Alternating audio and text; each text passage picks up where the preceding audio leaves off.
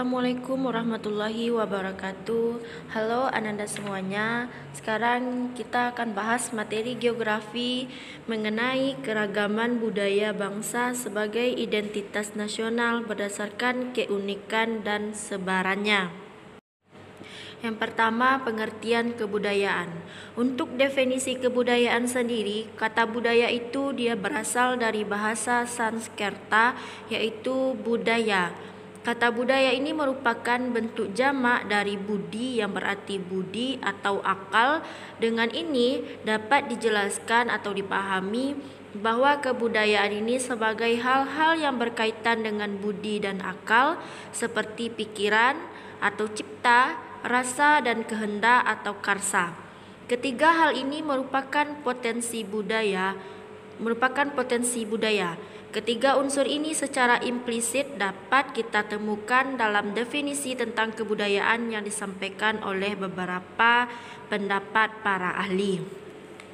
Selanjutnya kita masuk pada wujud kebudayaan. Ada tiga wujud kebudayaan.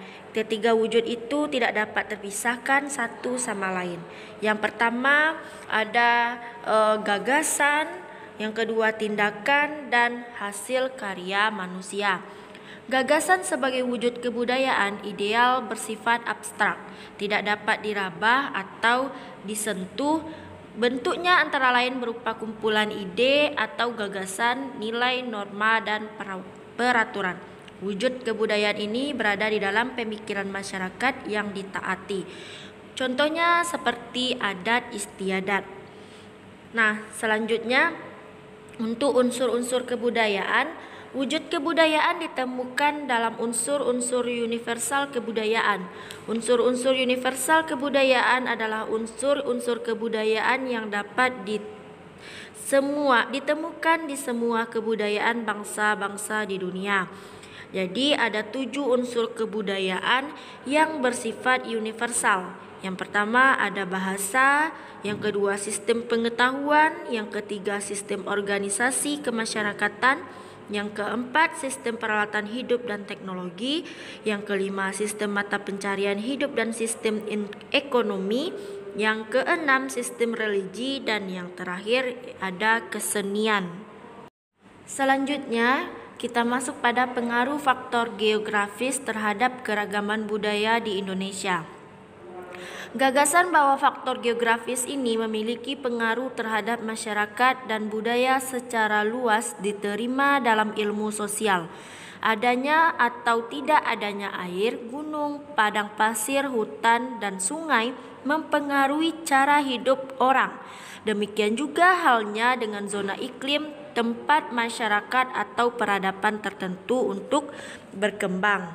Nah, ada beberapa pandangan tentang pengaruh geografis terhadap kebudayaan. Di antaranya ada pandangan determinisme lingkungan dan posibilisme.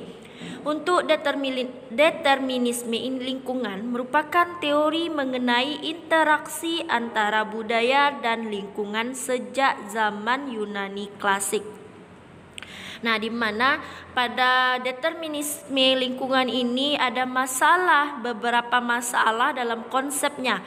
Yang pertama, adanya keyakinan bahwa lingkungan dan kehidupan di dalam lingkungan itu tetap dan tidak berubah. Yang kedua, ada asumsi bahwa hanya lingkunganlah yang berperan. Sementara itu, nilai peran budaya menurun. Nah, tampak bahwa kedua pandangan yang dua tadi ini menunjukkan faktor geografis itu berpengaruh terhadap keragaman budaya. Faktor-faktornya itu yang pertama, dari jejak sejarah bangsa Indonesia diketahui bahwa nenek moyang masyarakat Indonesia datang dari Yunani dan di Tiongkok bagian selatan. Di Indonesia mereka menyebar dan berdiam di ribuan pulau yang tersebar dari Sabang hingga Merauke.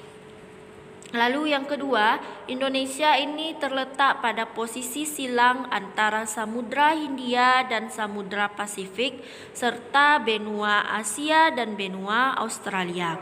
Kondisi yang strategis ini menjadi daya tarik tersendiri bagi bangsa-bangsa asing untuk datang, singgah, dan menetap di Indonesia. Selanjutnya yang ketiga atau yang terakhir, iklim yang berbeda antara daerah yang satu dan daerah lain menimbulkan kondisi alam yang berbeda. Kondisi ini membangun pola-pola perilaku dan sistem mata pencarian yang berbeda-beda.